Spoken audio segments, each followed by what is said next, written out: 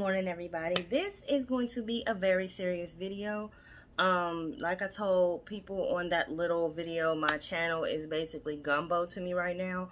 I initially started this channel just to be able to comment on people's videos, and then I started writing my book, and then a publisher told me to use this platform to get a following so that when I release my book, I'll have somebody willing to buy my book. And then after that, I had somebody tell me, like, why don't you make it a family channel? Then I had somebody say, well, I like your perspective on movies, and why don't you have a review channel? Like, so it's gumbo, okay? But I just really want to come and really talk about something so near and dear to my heart, because I just restarted my book after my hiatus. A girl I grew up with, she released her book. It's called Broken Pieces. Go on Amazon and get that because it's actually really good. But she was just telling me what she had to do and what was the ins and outs with it. And so I restarted it. Probably I've been doing it for like a month now. I just write like a chapter, so every 2-3 days, something like that. Don't even necessarily gotta be a chapter, but basically, like I said, I'm just coming because I want to be able to help. I know certain people go to YouTube and Google for answers to problems that they don't have the answer to, and they want to see like how other people deal with situations. So I was like, I cannot drop my book and not even be able to verbally speak about this, which is dealing with schizophrenia. I personally don't have schizophrenia, but my mom does. And I want to be able to share that with people who are dealing with it or have dealt with it. I want to give the other side of the spectrum on what it looks like on the outside. I don't really know what she's going through in her mind, but I want to show you like how it affected me. So I want to start by really saying that I really loved my mom. I wanted to be, well, I love my mom because my mom is still alive and I do love her. So I wanted to be just like her. I wanted to wear, she was beautiful to me. I wanted to wear my hair like hers. I wanted to wear her, I would walk in her heels, just like little girl stuff, dress up in her clothes, wear her makeup, sleep in the same bed with her. I just wanted to be around my mom all the time. So when there was a switch somewhere in there, as I got older, I started to notice certain things. But I've asked questions, and like her cousin told me that they went on a bike ride and she ran into a building head first, and that is what started the symptoms of schizophrenia. I asked, did she have schizophrenia prior to? Like, did she have anything that she may have done that made y'all be like, okay, something's off? And they said no, she was just really cool. She was the life of the party. Like, everybody wanted to be around her. They didn't see anything wrong with her until just one day she just shifted. So me as a little kid looking at her, I would see like different stuff. Like, okay, she would have the heat on 90, but have the air conditioner on 60, but have the radio up super loud, but have the TV on mute. This is all going on at the same time. So I kind of was like, what? But that was my mom and I loved her. I remember a time where, because I'm originally from Pittsburgh, so I remember a time where we moved from Pittsburgh down to Kentucky, and we moved with my brother, her boyfriend, and she wanted to be a family. He wanted to be a family with us, but he was very physically abusive to her. So she came in our room one day and she said, if something ever happens to me, this is what I want y'all to do. So every day we would do like a routine of like if something happened, this is what you do. So we would go out the window, go around the pool, go over the fence, go across the highway into the creek, and wait for help. That was something that we practiced every single day while he was at work. And I remember this day like it was yesterday. Like, every time I hear this song, Fantasy by Mariah Carey, like, it just brings up that situation. That's why, like, certain music and stuff can also bring up and trigger emotions within yourself. So I remember sitting in front of the TV, watching that video, my brother playing, my mom and her boyfriend just got done with a cookout, so we had company, everybody left, and they were arguing. Can I tell you what they was arguing about? No. So they sent us to bed. Me, I don't know what it is, but since I was little, I cannot sleep throughout the night. Like, it's really hard for me to go to sleep. Like, I have to have active day that makes me tired, but by 9 o'clock, I'm like up. So I go in the room, I'm looking at the ceiling, and my brother's asleep. I just hear screaming, I hear glass bashing, I just hear furniture moving, I just hear all this stuff. So I go and I look, and I look out the door, I peek out the door, and I see this man stomping my mother in the head, like, continual. Now, I done made this video 5 times, so I done already got my tears out about that. But I seen him stomping her in the head, and she wasn't moving. So I ran back into my room, and I told my brother. I woke him up. I said, hey, I said, come look at this. And he came, and he looked, and he seen my mom, and her body was like, I want to say lifeless. Like, she was just laying on the ground. She wasn't moving. So he was like, come on, we gotta go. We gotta get out of here.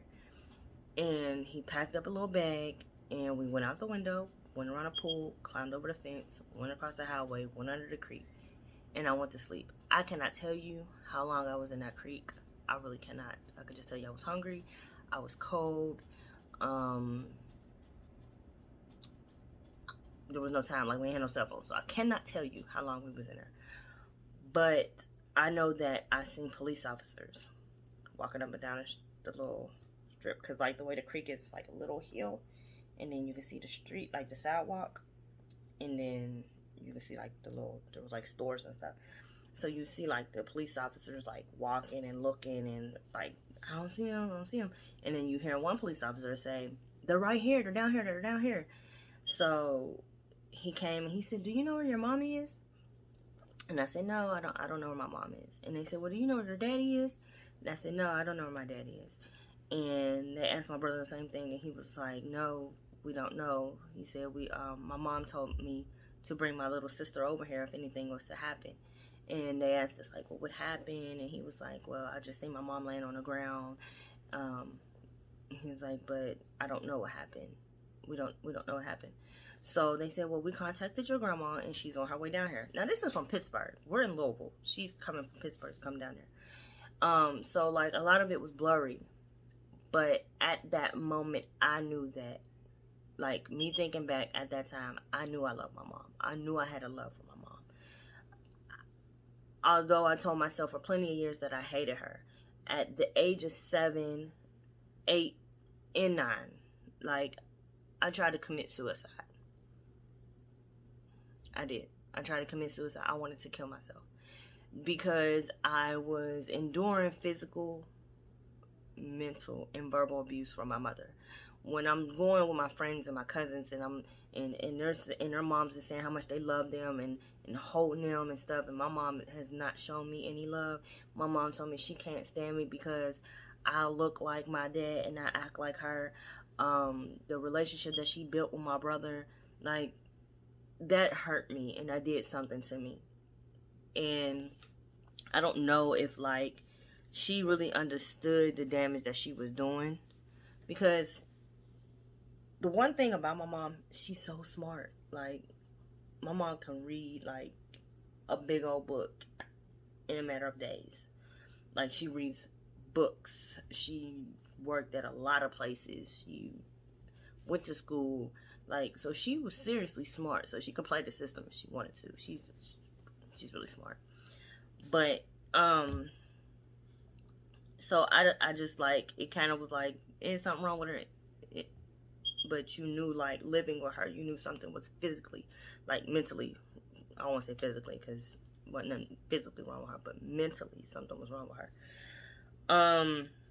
I remember, like, a over sex drive. Playing outside with my brother, and I think my brother was like 12, 13, and like we were playing with his friends, which his friends were older. They was like 17, 18, like 16, 17, 18, somewhere up in there. And we're playing with them, and they like mad at him because I guess like he shot the ball or something. And they was like, that's why we had sex with your mama. Well, that's why I had sex with your mama. And we looked at each other and like, what? And he was like, that's why I had sex with your mama. And bro had sex with your mama. And bro had sex with your mama. And dude had sex with your mama. So he's like naming all these people. And we like, what? So my brother ran home. And he went in the house and he started throwing stuff in there. He was just doing stuff. And he was so upset that he called my dad. And he told my dad, like, I don't want to live here anymore. I want to come move with you. And my dad took him, and my mom flipped out. And that's when the abuse, physical abuse, came for me, because it was like, you took my son. It was like, I'm stuck with her. My mom would like buy potatoes. That's the only food she's ever bought, was potatoes. And when I tell y'all, I ate everything that can come from a potato. Baked potato, scalloped potato, mashed potato, french fries, whatever you can make out of potatoes, that's what I ate, to the point where I just got sick of eating it. I didn't want to eat it no more. So it was like, you either going to eat this or you ain't going to eat at all. And at times I didn't eat at all. She took all her anger out on me. She took all her frustrations out on me. She would just be like in her mind so much that like, and then look at me and then attack me. And I couldn't bear it. Like, I remember opening up my window in my room, my room was on the second floor, and sitting on the ledge and just like, if I jump, will I die? Not even like, if I jump, I don't want to die. Like, would I die? Like, I don't want to jump and just hurt myself. I want to physically be dead. And talking to myself, like trying to talk myself out of doing that. So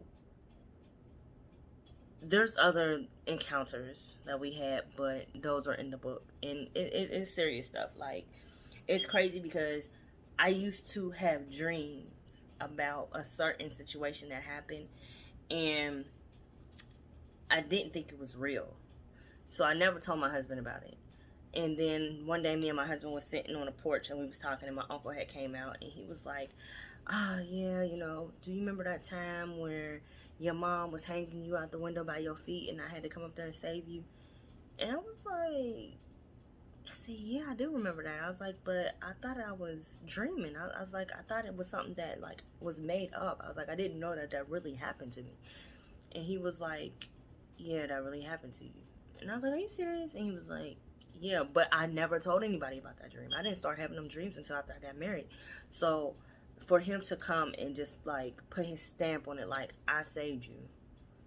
I didn't know who saved me. I don't remember who saved me. I just remember hanging out a window by my feet and somebody screaming her name and saying, put her down, put her down, put her down. So just stuff just started coming back to me. And like, I had to really get in a place of forgiveness and being able to forgive my mom for those situations that I had went through and endured with her. And even till this day, like, what like made the switch was I was going through something in my marriage, and my pastor said, you gotta forgive your mom. And I'm like, that ain't got nothing to do with what we going through. I didn't say it like that to him, but like in my mind I was like, that ain't got nothing to do with what we going through. But I was like, okay, whatever. So I went and I sat down on my mom's bed, and I talked to her and I said, you know what, Mom? I said, I'm sorry. I said, I'm sorry for not understanding you. I'm sorry for not trying to understand you. I told her I was sorry for like the just the like thoughts that I had in my mind. Like I really would want to harm my mom. Like those were thoughts that were going on in my head, and I apologized for those because I was like, I want to get my mama. And then I always went back to that one moment to where I thought my mama was dead, and I was like, oh my God, I really do love her. Like if anything was to happen to her, I wouldn't know what to do. And she told me she was sorry too. She told me that she loved me. She gave me a hug. She told me that she loved my kids and to just work with her, basically. Like, and I said, okay, I can do that. I told her I could do that. So, like, over the years, we've mended our relationship. Like, we can be able to be, like, we could not be able to be in the same room. So, we mended our relationship to where we are able to be in the same room, coexist in the same room without, like, her putting her hands on me putting my hands on her, me disrespecting her disrespecting me. Like, we have a reciprocating conversation. And I still call and I check on her, and like my grandma's like, oh well, today, you know, she's in the closet. Like I remember going over to my grandma's house, what, probably last month, and she had a pallet made on the bottom of her closet floor, and I'm like, oh my God, she's back on this stuff. Like, and then I have to call and check on my grandma like every day because I know how my mom get, and like when them demons start talking to her, she gets very, very abusive, to where she will harm and hurt my grandma, and I'm not with that. So I really didn't want to go in full throttle with what I endured with my mom because, like I said, I got a book coming out, and if I tell y'all everything now, then y'all gonna skip over that. So if you have a family member who is dealing with schizophrenia, I advise you to give them their space. Forgive them for whatever they have done to you. Show them love. Go and actually talk to them because they might not be too far gone to where they can't hear you. Pray for them. Pray for deliverance. That's one thing I had to pray for, was deliverance. And no, she has not been delivered, because I don't really want to say she hasn't been delivered, because she's actually completely different from how she was when I was younger. But I know that she still has these quirks and stuff that she does. But I want to thank you for listening to this video. I know it's long, but I did this video literally 8 times, and just to get my tears out, just to be able to say it correctly. So thank you guys for watching my channel. I definitely am still deciding on whether or not I even want to keep this channel, whether or not I just don't want to have it at all, or start all over, or like what it is. But I appreciate y'all, and I hope that y'all have a blessed day.